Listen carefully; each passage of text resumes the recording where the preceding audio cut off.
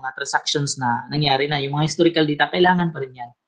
Pero yung focus is nandun yan sa projections, forecasted data. Bakit? Kasi doon yun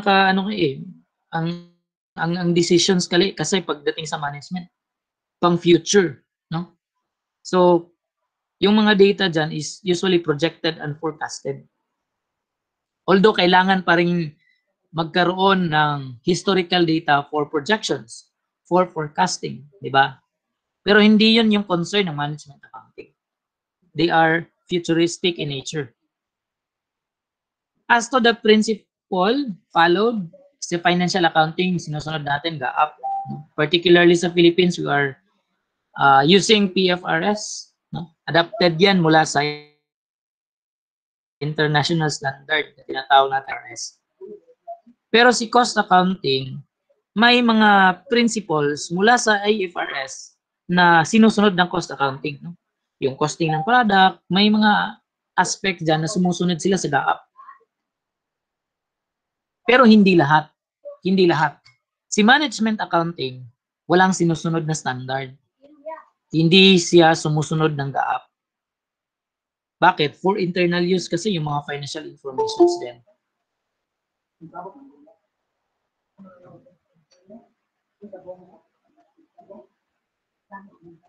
So for internal use, wala tayong sinusunod na standard pagdating sa management accounting. Data used sa financial accounting, qualitative aspects are not recorded. Kasi more on quantitative. Si cost accounting naman, only qualitative aspect is recorded. Pero hindi ibig sabihin pag qualitative, wala nang numbers makikita, wala nang figures na makikita natin. Meron dyan, meron. Si management accounting, both qualitative and quantitative concepts. Now, ito yung tandaan natin guys, pagdating sa financial accounting, mas binigyan ng emphasis yung objectivity, reliability, and precision of the data. Kasi bakit dapat precise? Kasi iba kasi yung mga users eh. Yung mga users kasi, investor, supplier, creditor, government. No? Mabibigat na mga concerned citizen, no? Yung tatanggap ng mga financial informations. Specifically, the financial statements. Kaya dapat reliable yung data. Hindi siya kung maaari, reasonably correct and precise. Bakit precise? Kasi may sinusunod kan standard eh. Di ba? Dapat objective. No, walang bias. Sa management accounting, more on, they give emphasis on relevance and timeliness of the data. Relevance and timeliness. Bakit? Ano nga yung objective nila? To assist the management in decision making. They need a relevant information and it must be provided to the management timely. Why? Kasi hindi mo siya matatawag na relevant kung hindi naman timely yung pag-produce ng informations. Okay? Kaya connected lagi yung relevance and timeliness. Kung gusto mong maging relevant yung data mo, dapat timely produced yan. Okay? Para makapag-influence sa decision making ng management. Okay? So, yun yung mga differences ng financial accounting, cost accounting, and management accounting. But in ACC 123, we will not talk about financial accounting and management accounting here. We will focus on cost accounting. Okay? So, ito yung focus natin. Dito sa ACC 123, guys, lahat ng pag-uusapan dito, cost. And we will be dealing more on the manufacturing operations of the business. Manufacturing operations of entity. So, yun lang yung laman ng YOLO eh. Differences lang. Introduction of financial accounting and management accounting and how they are Ano ba yung role nila? And ano ba yung relationship sa tatlong accounting na yan? Now, proceed tayo sa next topic.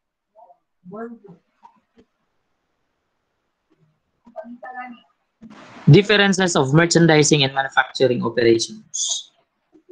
Okay, didefine muna natin. Ano ba yung merchandising business? Ito yung form of business na kung saan bibili lamang ng mga finished products at saka ibenta. In short, buy and sell. Okay, buy and sell. Buying of finished goods and selling the goods being acquired. Para kikita ng profit. Si manufacturing naman, buy and sell pa rin. Pero hindi katulad ng merchandising na yung binili is finished goods. Ang bibili ng manufacturing business, ingredients ng mga products na gusto nilang i-produce. Ibig sabihin, pag a-acquire sila ng raw materials, ipaprocess nila yun to convert to finished products. Yan yung manufacturing. Sa merchandising, pagdating sa inventory, wala tayong problema dyan. Isang inventory lamang yung maintain sa merchandising. Yun yung merchandise inventory. Pero sa manufacturing, may iba't ibang inventory tayong gagamitin. Meron tayong raw materials inventory, work in process, at saka finished goods inventory. Yung raw materials inventory, ito yung mga binili mong mga materials or ingredients para sa pag-produce ng products. Sa lahat ng mga materials na ginamit at ipinasok sa production, kapag hindi natapos, ang tawag doon, work in process inventory. Ito yung mga materials na na-process na, pero hindi pa siya na-complete. Hindi pa siya finished goods. Work in process inventory. Pag goods yung pinoproduce, ang tawag work in process. Pag service, ang tawag work in progress. Okay. Finished goods. Ito yung mga completed good units. Ibig sabihin, tapos na yan. Ready for sale. Okay? Ready for or ready to sell na yung mga inventory na yan. Now, aside from these inventories,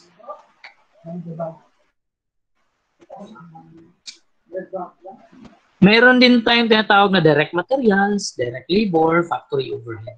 Na kung saan, ito yung nag-comprise sa manufacturing cost ng product. No? Sa manufacturing cost, ito yon, direct materials, direct labor, at saka factory overhead. Ano ba yung direct materials, guys? Ito yung ginamit na main ingredients o ginamit na ingredients or materials to produce a certain product. O, halimbawa, nag-produce ka ng table, nag-manufacture ka ng tables.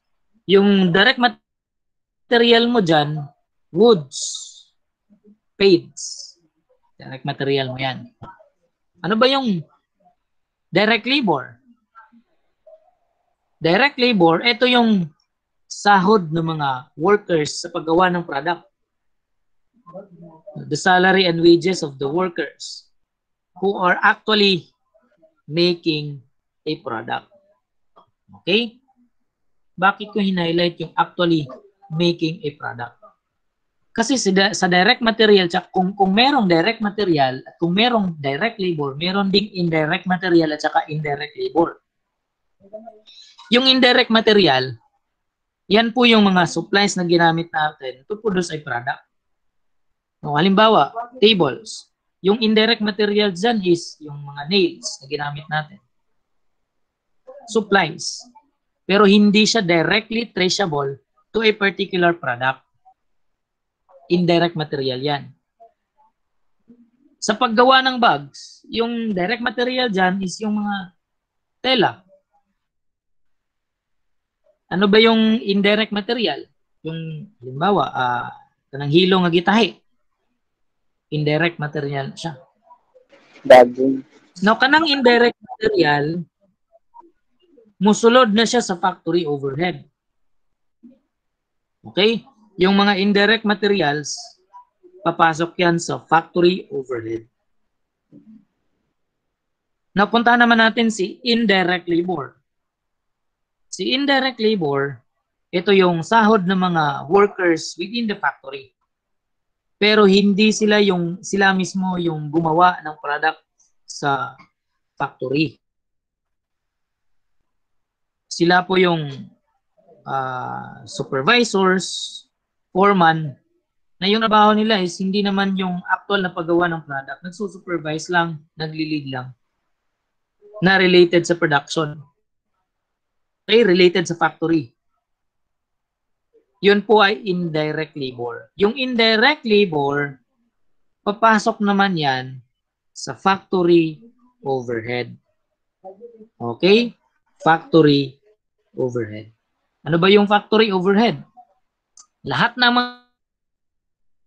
mga cost within the production related ng factory na hindi mo maklasify as direct material and direct labor, nandun yan sa factory overhead.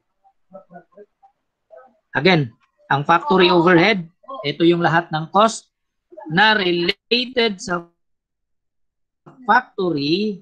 Ibig sabihin, pag related sa factory, related sa production. Hindi sa office, hindi sa administrative offices. Na hindi natin maklasify as direct materials and direct labor. Factory overhead ang tawag. Okay? When we deal with cost accounting and manufacturing, we will also determine the cost of goods sold. Ito yung cost ng product na benta sa market or sa customers. Yung cost of goods sold na yan, ang laman yan, yung manufacturing cost with direct material, labor, and overhead. Yan yung laman ng cost of goods sold. Pero merong proper way on how to compute the cost of goods sold. Meron tayong formula, most especially when it comes to manufacturing business. Okay. So, yan yung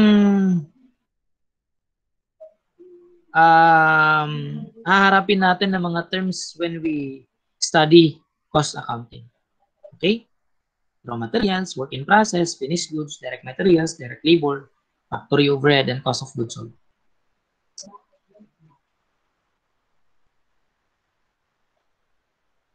Okay.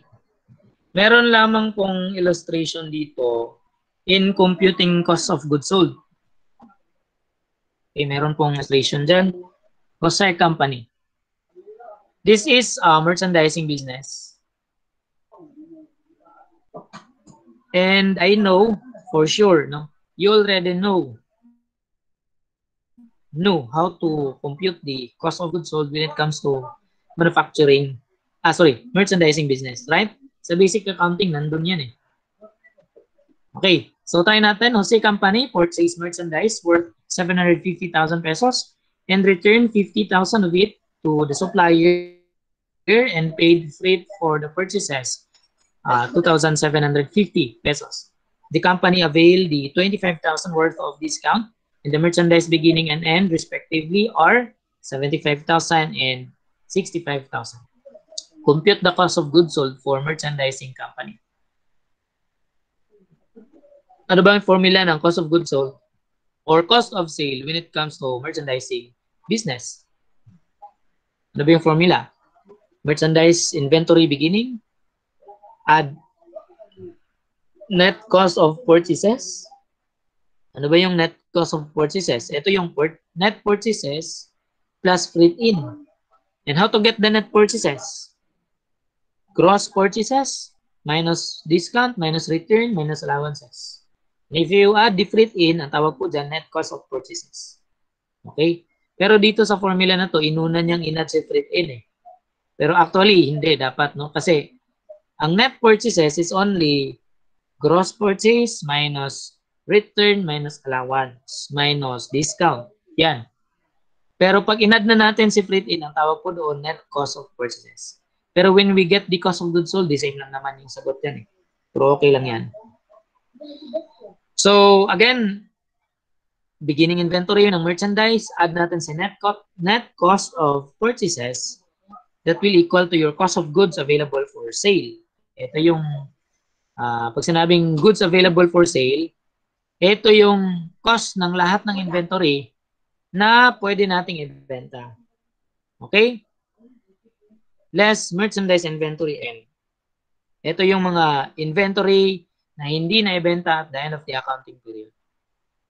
Yung difference dyan is yung cost of goods sold. Okay? So ulitin ko, beginning merchandise inventory beginning, add net cost of purchases is equal to goods available for sale, less ending inventory ng merchandise is equal to cost of sale or cost of goods sold.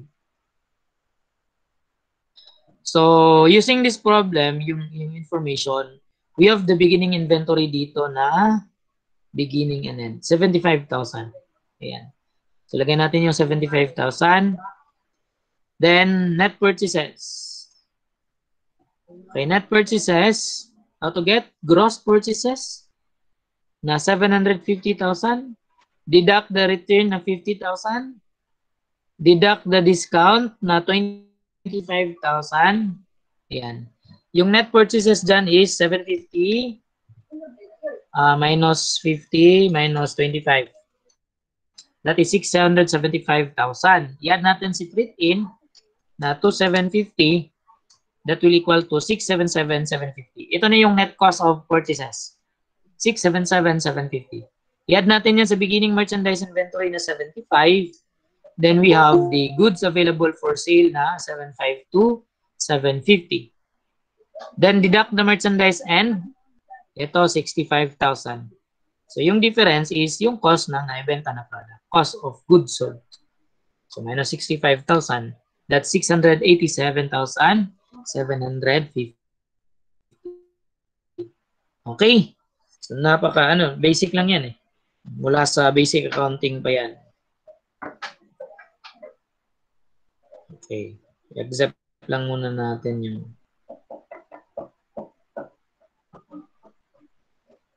okay. Okay, questions patungkol sa merchandising cost of goods sold pagdating sa merchandise business. Questions? Do you have any questions regarding this? Wala po, sir. Wala po, sir. So, wala. Punta tayo sa cost flow ng merchandising business. So, ito yung cost flow ng merchandising business. Kung meron tayong beginning merchandise inventory at may binili tayo for the current period o yung tinatawag nating purchases, pag kinombine natin yan yung cost of goods available for sale. Okay? Sa lahat ng mga goods na meron ka, merong naibenta, merong maibenta, merong hindi pa maibenta. Yung mga sold, yun yung papasok sa cost of goods sold. Pag hindi, at the end of accounting period, papasok muna yan sa ending inventory. Okay? So, ganun lang kasimple pagdating sa merchandising. Pero pagdating sa manufacturing, ang cost flow ng manufacturing is ito.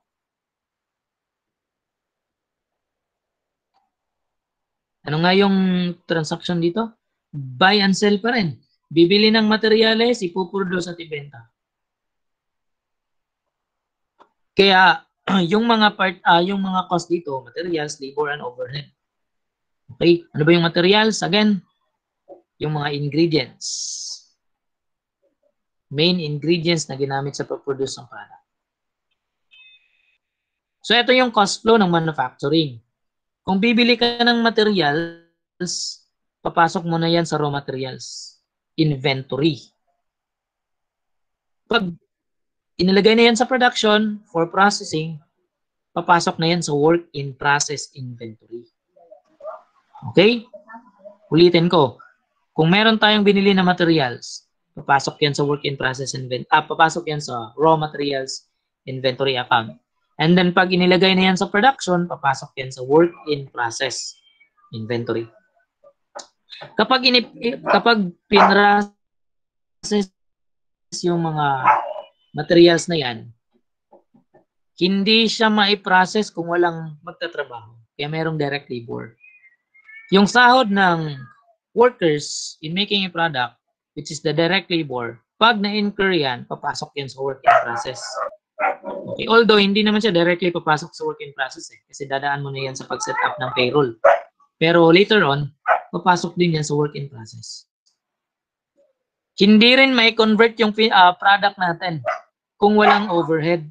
Ito yung cost sa factory which is also important in making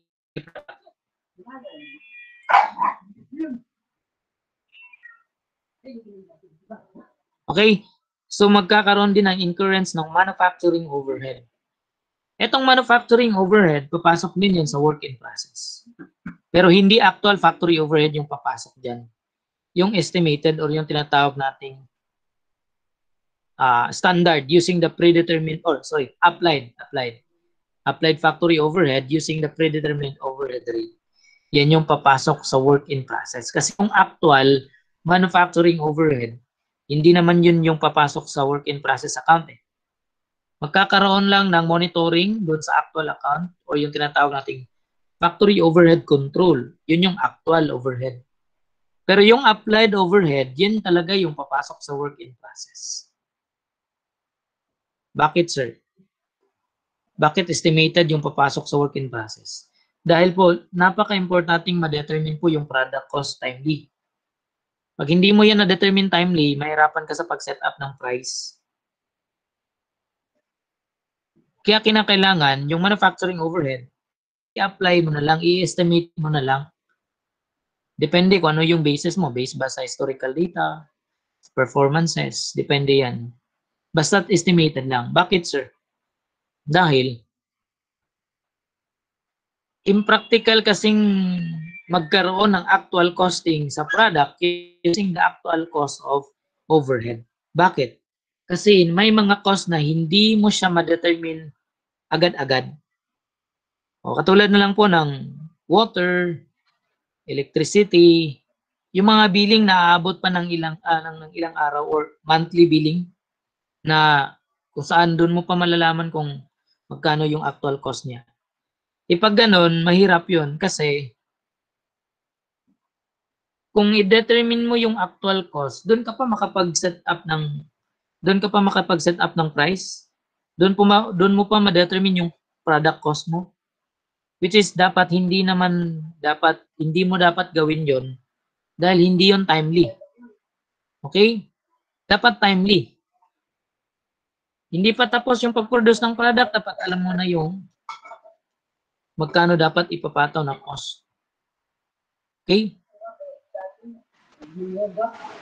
So hindi pwede yung aantayin mo pa yung actual cost bago ka mag-cost sa product na pinoproduce mo.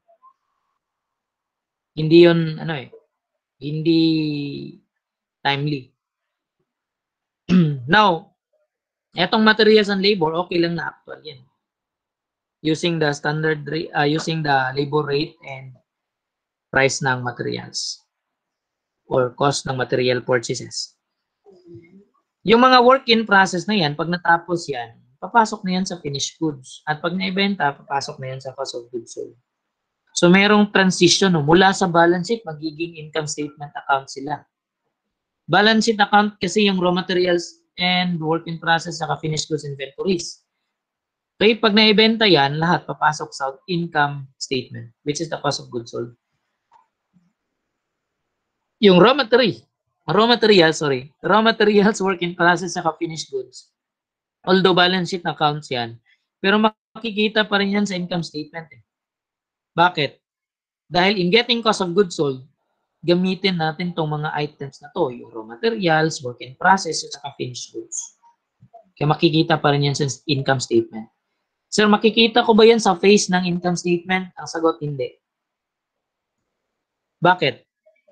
Kasi ang makikita lang natin sa income statement in the face, line item. Kaya kung titingin ka sa income statement na pang internal, nandun talaga yan. Raw materials, work in process, kasama yan sa computation ng cost of goods sold. Pero nakaschedule yan. Separate schedule when computing cost of goods sold. Bakit? Ang hirap ilagay sa face ng income statement kung nandun pa si work in process, raw materials, finished goods. One line item yan. One line item. Cost of goods sold ang papasok sa income statement, sa face ng income statement. Pero naka-separate schedule yung pag-compute ng cost of goods sold. May schedule yan. Yung pag-compute ng cost of goods manufactured, may schedule yan. Pero lahat ng yan, related pa rin sa income statement. Nandun pa rin sa income statement. Hindi mo lang siya makikita in the face. Kasi ang na-present doon, ang pinakita doon, is the cost of goods sold already. Okay? Ang dates ng cost of goods sold, nasa separate schedule, which is related pa rin sa income statement. Itong raw materials, work in process, at finished goods. Okay? Kaya, i-consider natin yung mga account na yan as balance sheet and income statement accounts. Pero hindi nga lang makita sa income statement, sa face ng income statement, kasi naka-line item naman eh. Okay, cost of goods sold lang. No? Ang hirap pag ilagay natin yan doon sa income statement na face. Marami yan eh. Scattered yan. Kaya, medyo hindi siya maganda sa presentation ng income statement. Ang pinaka-effective, present mo si cost of goods sold sa income statement, tapos meron kang supporting details dun sa computation ng cost of goods sold. Eh, yun yung separate schedule ng cost of goods sold. Okay? So, when computing cost of goods sold ng manufacturing company, ito yung formula. Ayan.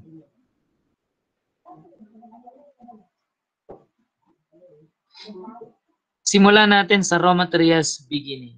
Kung sa merchandising inventory, magsisimula tayo sa merchandise inventory beginning. Dito sa manufacturing, we will... Okay, can you still hear me, guys? Yes po, sir. Yes po, sir. Wala na isip. One bar na lang yun ang signal dito.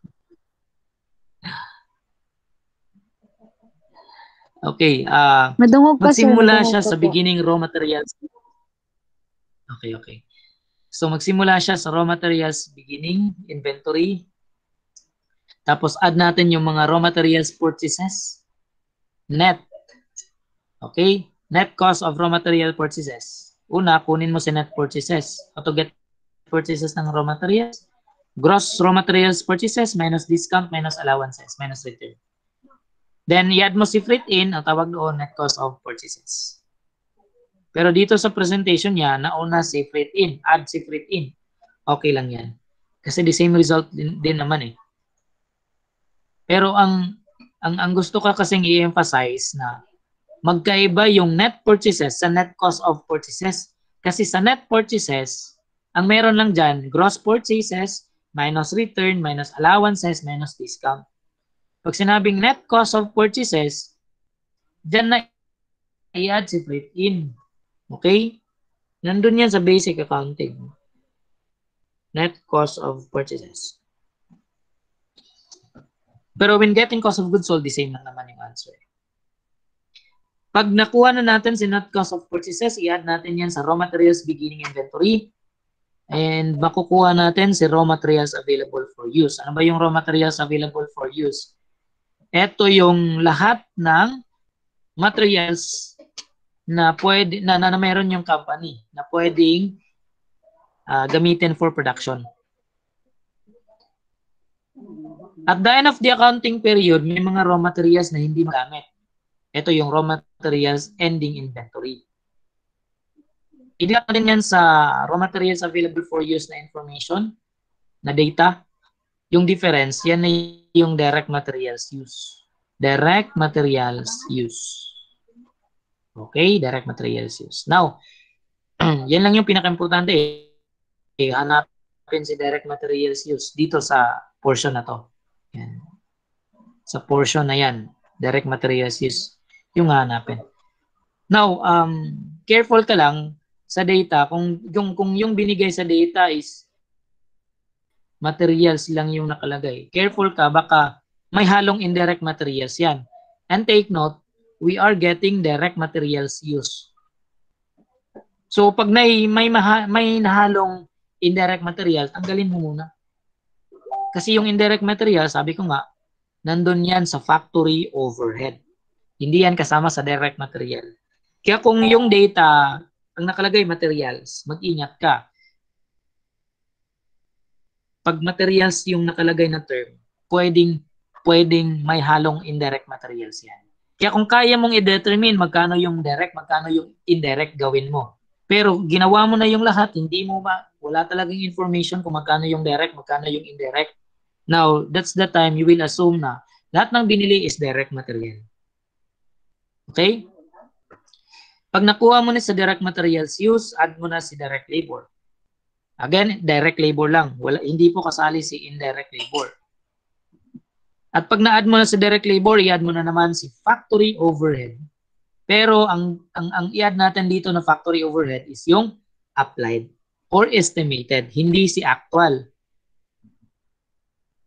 Na pag nagkataong walang data, particularly sa applied, edi gamitin mo si actual. Kasi yung assumption dyan, kung walang binigay na applied factory overhead, hindi mo ma-determine kahit ano yung ang assumption dyan, si actual at saka si applied equal lang. Kaya you can use factory overhead, actual, when there's no other information that pertains to factory overhead applied. Okay? Huwag kayong mag-alala, i-highlight natin yung applied sa control mamaya. Dito lang sa formula, dapat i-take note natin applied or estimated. Pag inad natin si direct materials use, direct labor, saka factory overhead, yan po yung total manufacturing cost or TMC. Ano ba yung total manufacturing cost? Ito yung cost na na-income mo for the current period. Hindi kasali dyan yung cost from prior period. Yung cost ng inventory beginning from prior period, cost ng work in process, wala pa dyan. Yan yung nadagdag sa cost mo for the current period. Current cost yan. Okay? TMC. Si TMC or total manufacturing cost, bakit tinawag yung manufacturing cost? Kasi related lang yan sa factory, sa manufacturing. Okay? Hindi tayo nag-include ng mga items na hindi related sa factory. Now, after getting TMC, add mo yung work in process beginning. Work in process beginning. Ito yung mga hindi natapos from prior period. Magiging beginning work in process yan for the current period. Pag inad natin lahat yan, si work in process beginning at saka si TMC, ang sagot po is total goods placed into process. Yan po yung lahat ng cost na nilagay sa production. Current at saka yung previous. Ang previous dyan is yung work in process inventory beginning. Ang current yung TMC. Okay? Deduct natin si work in process ending. Bakit?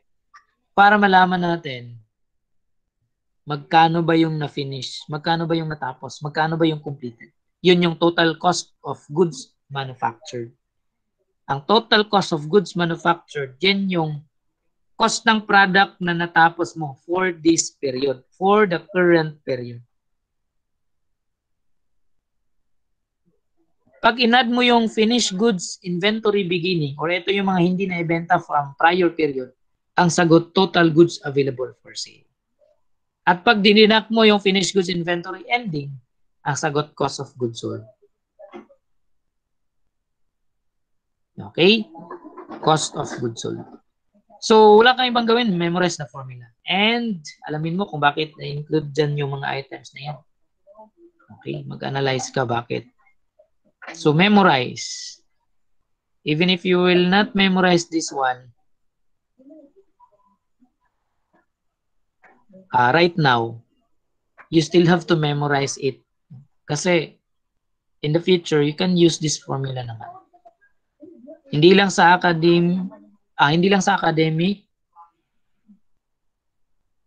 hindi lang sa pagre-review, hindi lang sa CPA board. Kasi ito kahit basic yan, applicable yan in practice. Okay? Pero hindi naman siya ganito ka easy, no? Basic concept lang to, basic formula. May mga specific procedures para specific processes when we actually determine the cost of every product. And yung mga yan, pag-uusapan yan sa the border costing, sa product costing. Okay? Ito lang yung basic formula in getting cost of goods sold. Memorize it, guys. Memorize it. Okay? So that's all. So, hanggang dito lang muna tayo, guys. Ayan.